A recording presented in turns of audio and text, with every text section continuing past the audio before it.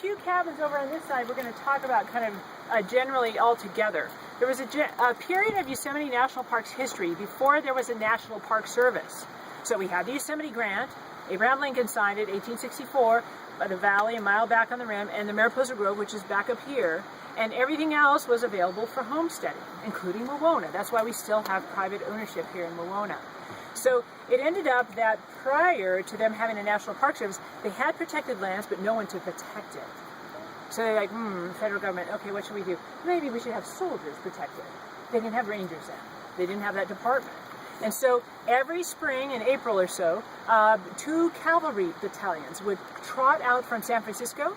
One would go up to Sequoia National Park, very new national park. One would come up to Yosemite National Park, very new national park. And right here at Wawona, where the campground is located now, I like to think of that history, location, location, location, right down by the South Fork of the Merced River, plenty of water, nice location, beautiful site, setting, everything like that, nice and flat. The Army Battalion would camp at where the Wawona campground is now from about April to about Halloween, and they would guard the park.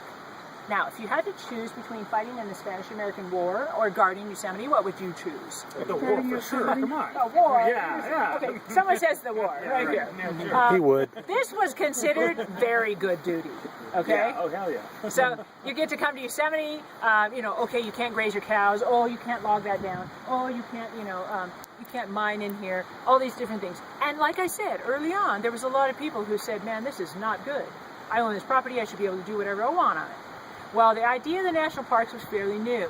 So during that year, say 20 years or so, that Army battalion, cavalry units guarded our parks until we became a National Park Service. And then we had rangers. So this piece over here, this ranger patrol cabin, the office of the superintendent, kind of represents that piece of when soldiers guarded Yosemite. And there's this great book out called Nature's Army When Soldiers Fought for Yosemite.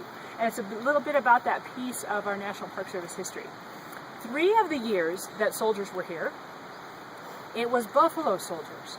Now, does everyone know what that is? Yeah. Now, Shelton Johnson, who is a black Afro-American ranger in Yosemite National Park, and in fact, he's the only black full-time male ranger in the park.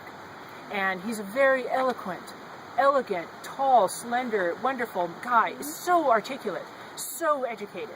He's fantastic. If you see him in Yosemite Valley today, it might be his day off because he has a lot of seniority. It's Saturday. But if you see him, go up and introduce yourself. He's become totally famous. I don't know if you saw him on the Oprah Winfrey Show. Okay, his book just came out last year called Gloryland. It's fantastic. And Shelton is a friend of mine. And of course, when he told me, oh, I'm publishing this book about the Buffalo Soldiers and that history, it's a historical fiction, all this kind of stuff, I thought, inside my head, yeah, Shelton, you're a good ranger. I'm thinking, most of the rangers I know are science people. I'm thinking, I wonder if is he a writer? I didn't know. Come to find out later, his degree is in poetry. The book is fantastic. He is such a great writer. So if you get the chance to read Shelton Johnson's book, read it. He was on Oprah Winfrey. Oprah came to this national park to see him. What was it, like 2 years ago now? I mean, he was on her show, all this kind of stuff. They sold the movie rights to his book, and we're teasing Shelton. Who's going to be you, Denzel Washington? We're all trying to guess. Anyway, he should be himself because he's so good at it.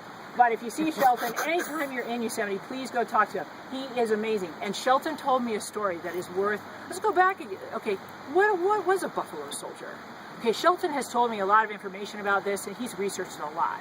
So during the Civil War in our nation, there was black young men who wanted to fight for our nation, were very patriotic, against slavery and all that, but they didn't dare put them in the South.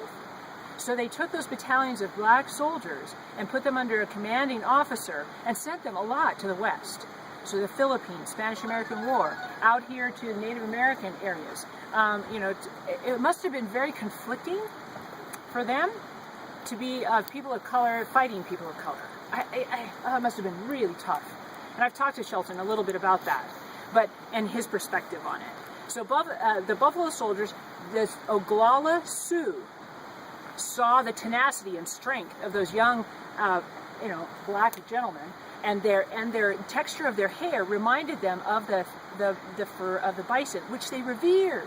So it was a compliment. And once those Buffalo Soldiers, those groups of soldiers, found out that they were getting called that and that it was a compliment, they took it from my understanding, upon themselves, and it was not a derogatory slang name. In fact, it was something they were proud of. This is all information Shelton has told me. But Shelton told me a really funny story.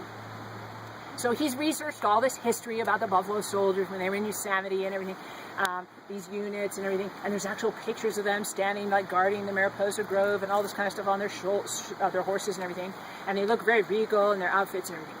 Well, Shelton went down and got from Hollywood one of the Buffalo Soldier uniforms that they had used in a movie, and he goes around and portrays that piece of history, and he's become nationally famous. I mean, you have to pay a lot of money to go and see him speak and everything. So Shelton told me when he was a younger ranger, and this was all kind of happening and developing in his life, the Rockefeller family, late 1800s, you know who the Rockefellers, very wealthy, okay, in family from the East Coast. In the late 1800s, the Rockefellers came out to Yosemite. They wanted to see the sequoias. They were afraid of grizzly bear, that the grizzly bear were going to eat them or something. So they petitioned our federal government, will you provide a battalion of soldiers to guard us? And that battalion, that group, was Buffalo Soldiers. And the Rockefellers today know that history, that Buffalo Soldiers guarded their ancestors when they came out to this area. So a few years ago, the Rockefellers today came out to Yosemite. It was an invite only, very expensive dinner. All the money went back to the parks. They heard about Shelton. Now Shelton is a ranger. He's a very good ranger, but he's a ranger. So they said, can we please meet Shelton Johnson?